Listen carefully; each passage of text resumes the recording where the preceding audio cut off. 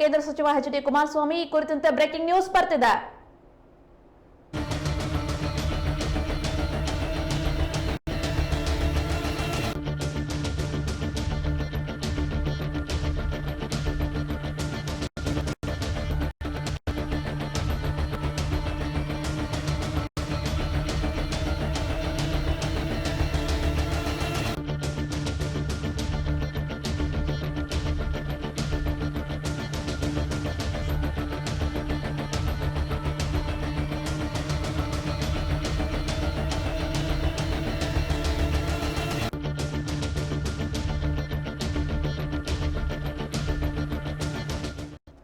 ಕರ್ನಾಟಕದಲ್ಲಿ ಪ್ರಜಾಪ್ರಭುತ್ವ ಕೊನೆಯುಸಿರೆಳಿತಾ ಇದೆ ಅನ್ನೋದು ನನ್ನ ಅನುಮಾನ.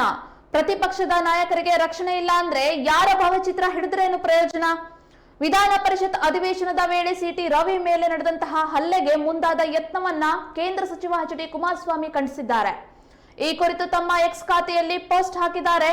ಸುವರ್ಣಸೌಧಕ್ಕೆ ನುಗ್ಗಿದ ಗೂಂಡಾಗಳನ್ನ ಕೂಡಲೇ ಬಂಧಿಸಿ ಅವರ ವಿರುದ್ಧ ರೌಡಿ ಪಟ್ಟಿಯನ್ನ ತೆರೆಯಬೇಕು. ಸಮಾಜದ ಶಾಂತಿಗೆ ಬೆದರಿಕೆ ಹಾಕಿದವರನ್ನ ಸುವರ್ಣಸೌಧದಿಂದ ಶಾಶ್ವತವಾಗಿ ನಿರ್ಬಂಧಿಸಬೇಕು. ಇದಕ್ಕೆ ಯಾರದಾದರೂ ಕಲ್ಲು ಬಂಡೆಯ ಕುಮ್ಮಕ್ಕು ಇದೆಯೇ ಎಂದು ಪರೋಕ್ಷವಾಗಿ ಡಿಸಿಎಂ ಡಿಕೆ ಶಿವಕುಮಾರ್ ಅವರು ಅವರಿಗೆ ಕುಟುಕಿದ್ದಾರೆ. ಇವರ ಕುಮ್ಮಕ್ಕು ಇಲ್ಲದೆ ಸುವರ್ಣಸೌಧಕ್ಕೆ ಗೂಂಡಾಗಳು ಹೇಗೆ ಬಂದ್ರು ಎಂದು ಪ್ರಶ್ನೆಯನ್ನ ಮಾಡಿದ್ದಾರೆ.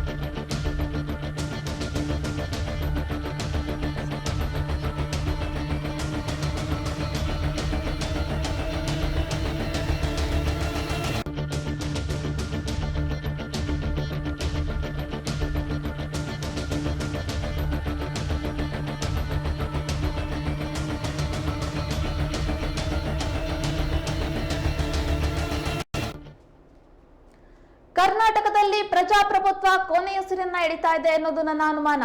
ಪ್ರತಿಪಕ್ಷದ ನಾಯಕರಿಗೆ ರಕ್ಷಣೆ ಇಲ್ಲ ಅಂದ್ರೆ ಯಾರ ಭಾವಚಿತ್ರವನ್ನ ಹಿಡಿದರೇನು ಪ್ರಯೋಜನ?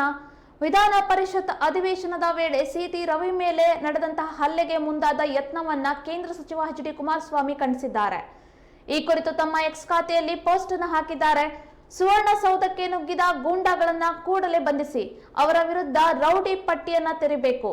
ಸಮಾಜದ ಶಾಂತಿಗೆ ಬೆದರಿಕೆ ಹಾಕಿದವರನ್ನ ಸುವರ್ಣಸೌಧದಿಂದ ಶಾಶ್ವತವಾಗಿ ನಿರ್ಬಂಧಿಸಬೇಕು. ಇದಕ್ಕೆ ಯಾವುದಾದರೂ ಕಲ್ಲು ಬಂಡೆಯ ಕುಮ್ಮಕ್ಕು ಇದೆಯಾ ಎಂದು ಪರೋಕ್ಷವಾಗಿ ಡಿಸಿಎಂ ಡಿಕೆ ಶಿವಕುಮಾರ್ ಅವರಿಗೆ ಕುಟುಕಿದ್ದಾರೆ. ಇವರ ಕುಮ್ಮಕ್ಕು ಇಲ್ಲದೆ ಸುವರ್ಣಸೌಧಕ್ಕೆ ಗೂಂಡಾಗಳು ಹೇಗೆ ಬಂದ್ರು ಎಂದು ಪ್ರಶ್ನೆಯನ್ನ ಮಾಡಿದ್ದಾರೆ.